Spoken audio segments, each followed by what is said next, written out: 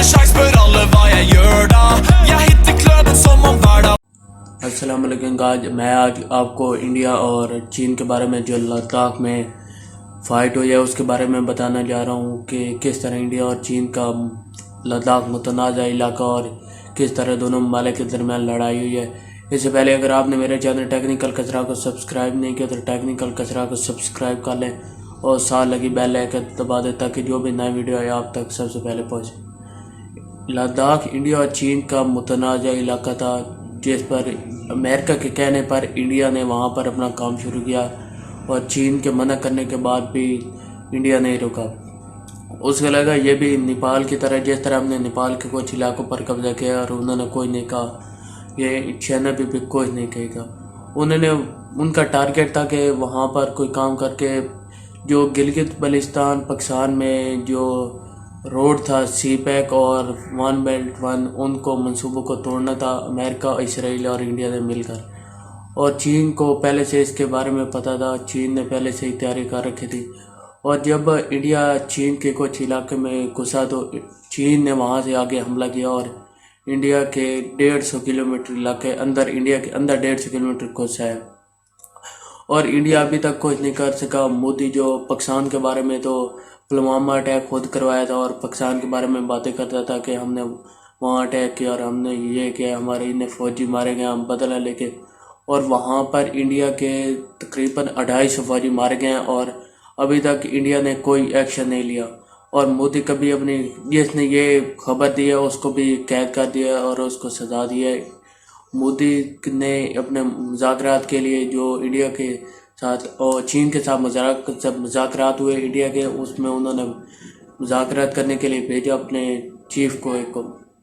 और जब मुज़ाकरात हुए तो मुज़ाकरात बुरी तरह फेल हो गए और चीन ने कहा हम 1 इंच भी ज़मीन आपको नहीं देंगे, जो आप करना चाहते हैं कर लो। और मोदी की हालत बहुत ख़राब है और जो अखंड भारत के सपने देखता था कि सबको मिलाकर मैं अखंड भारत बनाऊंगा, और अब वो सपना टूटने वाला है और वो अब कोई नहीं कह सकता है। उसके नेपाल के साथ भी लड़ाई चल रही है, पाकिस्तान के साथ भी, बांग्लादेश के साथ भी कोई लड़ाई है और चीन के साथ भी। अगर और जब से उसके 28 फौजी मारे गए और तब से उसके ऊपर बहुत ज़्यादा प्रेशर है और अपोजिशन वाले उस पर बहुत ज़्यादा प्रेशर डाल रहे हैं कि हमारे फौजी मारे गए और अभी तक तुमने कोई एक्शन नहीं लिया। मोदी अगर चीन पर हमला करेगा तो उसे पता है पाकिस्तान यह मौका कभी नहीं छोड़ेगा कश्मीर के लिए, और पाकिस्तान भी उस पर हमला कर देगा और नेपाल पे हमला कर देगा, क्योंकि नेपाल के सपोर्ट है चीन के साथ, चीन उसकी सपोर्ट कर रहा है नेपाल की, इसलिए वो भी हमला कर देगा। और नेपाल ने भी इंडिया के ख़िलाफ़ अपने फौजें खड़ी कर दी है और इंडिया को वो भी दांत दिखा रहा है और इंडिया के सामने उसकी भी फौजें खड़ी हैं और इंडिया कुछ नहीं कर रहा। और अब इंडिया कभी कहता है अपने न्यूज़ वालों को न्यूज़ चेंज करने की कोशिश करता है कि कभी दाऊद इब्राहिम मारा गया है और कभी कहता है चीन हम पर साइबर अटैक कर सकता है, आपके बैंक अकाउंट खाली कर सकता है, आपको अगर कोई मेल आए तो उस पर क्लिक ना करना, ये कह रहा है, कभी कुछ कह रहा है। अब तक उसके 28 फौजी मारे जा चुके हैं, चीन ने मारे हैं और चीन ये भी कह रहा है कि हम आपकी मैशियत को बुरी तरह तबाह कर देंगे। और इंडिया अमेरिका से कई बार उसने कहा हमारे मुज़ाकरात कराओ चीन के साथ, और अमेरिका ने कई बार चीन को धमकी दिया, लेकिन चीन ने उनकी एक बात नहीं सुनी और चीन ने कहा हम आपकी एक बात नहीं सुनेंगे, हमारा अपना मामला है। जिस तरह तुमने मामला इमरान खान पे मामला लेकर गया था कश्मीर का ट्रंप के पास, दूसरे दिन ही ट्रंप कश्मीर का सारा मामला चेंज हो गया और इंडिया ने क्या हाल किया कश्मीर का वो आप देख सकते हैं। और अभी मुज़ाकरात उनके बुरी तरह फेल हो चुके हैं। अब मोदी मरता है अगर वो हमला करे। अब उसने कल उसकी मीटिंग थी जिसमें उसके तीनों फौज के अफसर आए थे, जिसमें ये तय पाएगी कि जो भी अफसर छुट्टी पर है उनकी छुट्टी ख़त्म कर दी जाए और किसी को छुट्टी पर न जाने दिया जाए और सबको वापस बुला लिया जाए।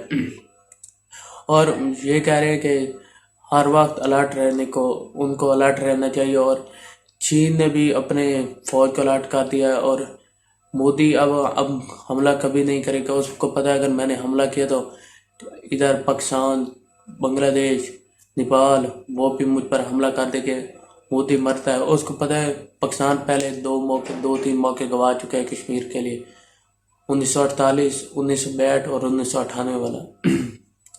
अब पाकिस्तान ये मौका दोबारा ज़ाया नहीं करेगा।